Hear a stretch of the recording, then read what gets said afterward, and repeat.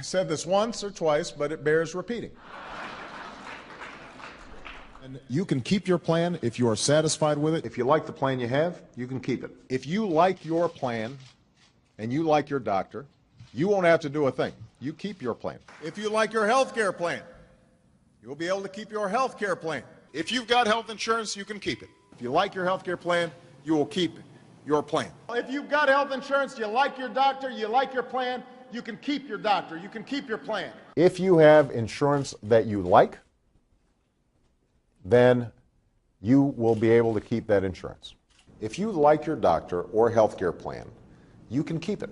If you like your health care plan, you can keep your health care plan. If you like your health care plan, you can keep your health care plan. If you like your private health insurance plan, you can keep your plan. If you like your health care plan, you can keep your health care plan.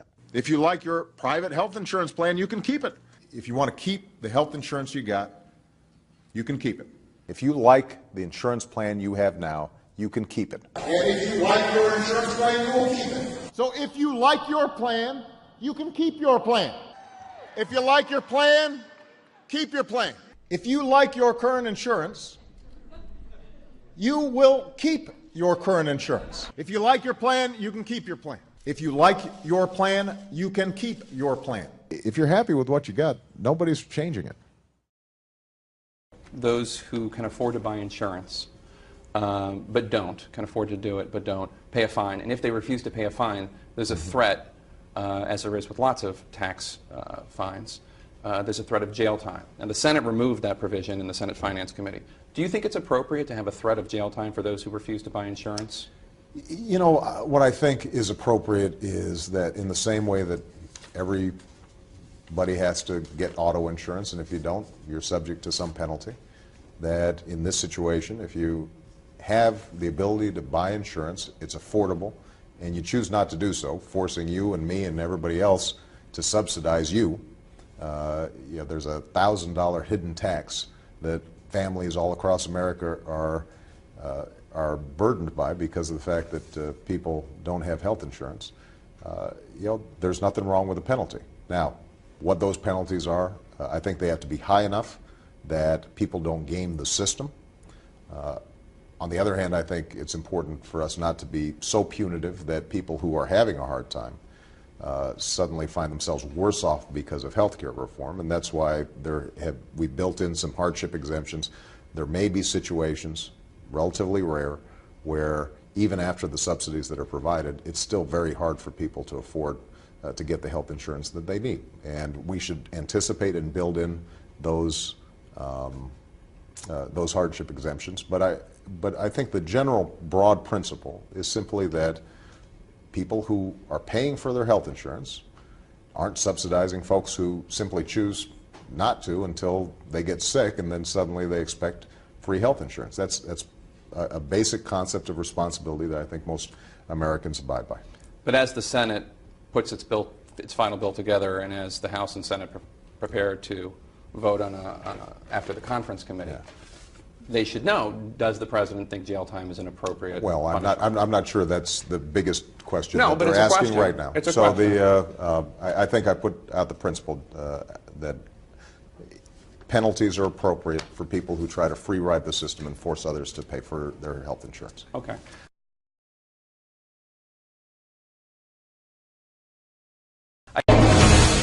It is true that what's happened is the website got overwhelmed by the volume. We have had a few slowdowns, a few glitches, but it's sort of a great problem to have. It's based on the fact that the volume has been so high. Our top issue when it comes to the glitches has been the extraordinary number of people coming to check out plans. So this is all about the traffic?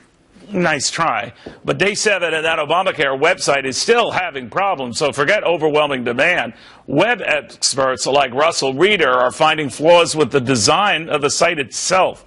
Explain. Sure, Neil, thank you. Media Temple, this is what we do for a living. We run hundreds of thousands of websites for big businesses, small businesses, all kinds. Obviously, technology is very difficult. But unfortunately, when you launch a website, there's going to be some traffic. We launch websites with millions of hits an hour, It really looks like from our analysis that there is more than just traffic that has brought this down.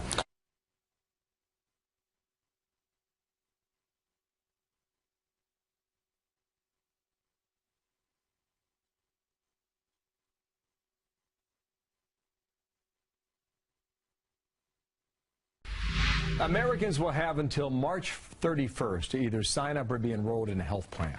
But what happens if you do not comply, especially since the website will not even be fixed for at least another month? Let's bring in the judge, Judge Andrew Napolitano, Fox's senior judicial analyst. Judge, great to see you. Ali, Bill, it's a pleasure to be with you. Okay, so if you don't sign up and you don't pay the fine, which is going to be somewhere between $100 and $700 based on your income, then what happens? Ali, I have to correct you. According to the Supreme Court, it's not a fine, remember? It's a tax. Even though the government did not argue that it was a tax, and even though the people challenging did not argue that it was a tax, the Supreme Court has called it a tax. And because it's a tax, you have to pay it first and then seek your refund. This is insane. So people are going to have an additional tax bill. They must pay that tax bill and then petition the IRS. You see, like this, begging the IRS to have that money paid back to them, because there was no insurance policy made available at the time the tax was due. That's because of Judge Roberts' ruling. Is that what you're saying? It's because of the Supreme Court's ruling that it's called a tax, but a tax is treated differently than a penalty. If you or I speed and we are to be punished for the speeding, we have points assessed and we pay a fine. That doesn't happen until after there's a trial and we're found guilty. But if you or I owe a tax and we think it's too much, we pay the tax first and get the money back later. That's exactly what will happen to these unfortunate individuals who will not be able to obtain insurance coverage because Obamacare doesn't work, because the computer system couldn't get them through to the insurance carrier, and because the deadline passed. So it's like garnishing your wages. Well, it is the moral equivalent of garnishing your wages, yes, because if you owe the tax and don't pay it, your employer will collect that tax by taking it out of money that will otherwise go to you and sending it to the IRS. And so if somehow you get out of paying the tax first, then are you breaking the law? Yes. I thank the gentleman for yielding, and thank you, Mr. Speaker. You know, Mr. Speaker, if you're at home and you were sort of flipping channels between the football games and C-SPAN, and you flipped on and only heard the majority party, you'd think, wow, what a great plan. I mean, really. You'd think people are just going to fall all over themselves, and all these adjectives and declarative statements, it just sounds wonderful, until you look inside that bill and you find handcuffs. Now, I'm not talking about figurative handcuffs. I'm talking about criminal penalties. Criminal penalties that have been mentioned by the gentleman from Texas, criminal penalties that have been mentioned time and again on this floor. We've heard from the best and the brightest all afternoon, and not a one of them have answered why it is you have to criminalize people to coax them into a plan that's fabulous. It makes no sense. And this isn't my words. This is actually coming from the Joint Committee on Taxation, a letter that was written, ironically, with Chairman Charlie Rangel as the chairman of that committee, released 48 hours ago, that says, in fact, if you don't comply with the individual mandate, what happens to you? You can be subject to 5 years in prison, and you can be subject to $250,000 in fines. And the other side, with all due respect, with all the adjectives and all the flourishing speech, have failed to answer that question. And I submit to you, if we listen today, if we listen to the remainder of this debate, they will be silent in terms of a good answer as to why it is you need to criminalize people to coax them into a plan. Thank you so much. Excuse me. Hey, man. Here you go. Hey, bud. Thank you. So, like I was telling you, of course, I want health insurance. I want good coverage for Beth and the kids, too. Here's the thing. I just don't want to be told that I have to have health insurance. I think you're reading this all wrong, man. Guys like you have coverage at work won't have to change a thing. It'll be seamless. January 1st, 2014 will come and go, no worries. I know that's what you think, but that's not what the guys who read these bills and interpret them are saying. You mean the conservative fearmongers? Come on, Brad, you know that's not me. And besides, I've been doing a little digging on my own. So enlighten me, smart guy. What's the health care bill say? Okay, so first off, it's called the Patient Protection and Affordable Care Act. But hey, that sounds good, patient protection. And who doesn't want affordable care? Well, as you said, though, this is not a bill. It's a mandate. It affects everybody, everywhere, all the time. But more to the point, who decides what affordable means? Is affordable the same in Detroit as it is in LA or Chicago? But I'm sure they have a plan to work that all out. Don't they? All we know is that all the plans are in the hands of the bureaucrats in D.C. Now you're sounding like one of the fear guys again. Well, maybe I am, but I'm serious. Think about this. Didn't you tell me that your dad died from complication of his diabetes? Yeah, it was really awful to watch such a big, strong guy deteriorate like that.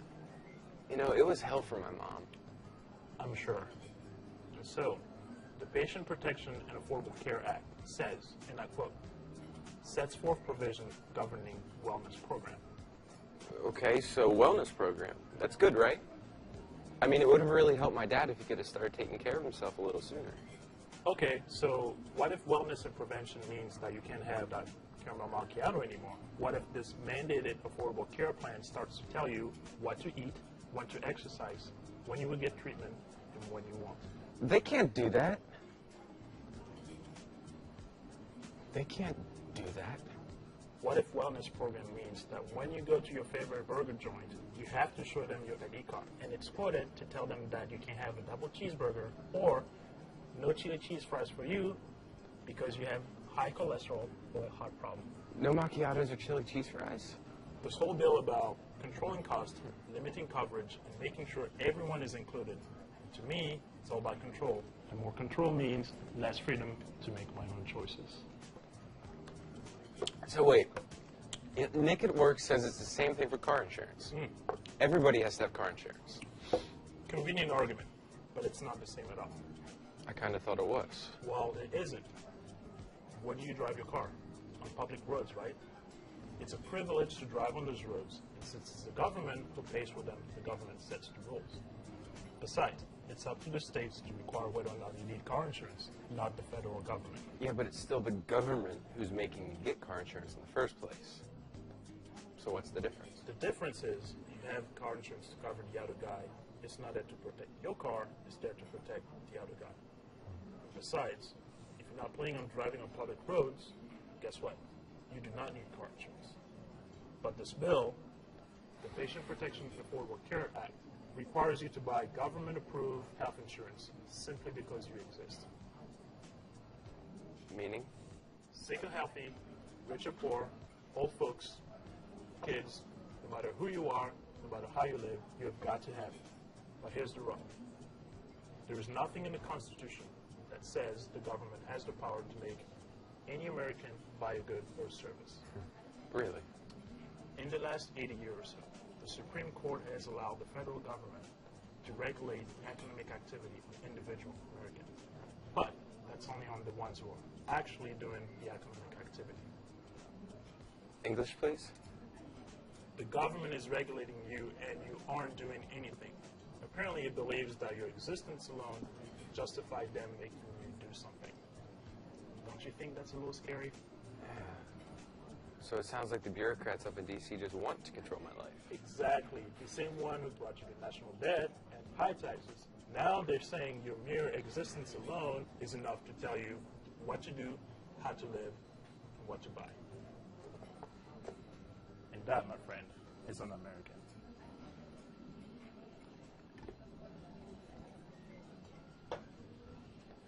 Can't we stop this?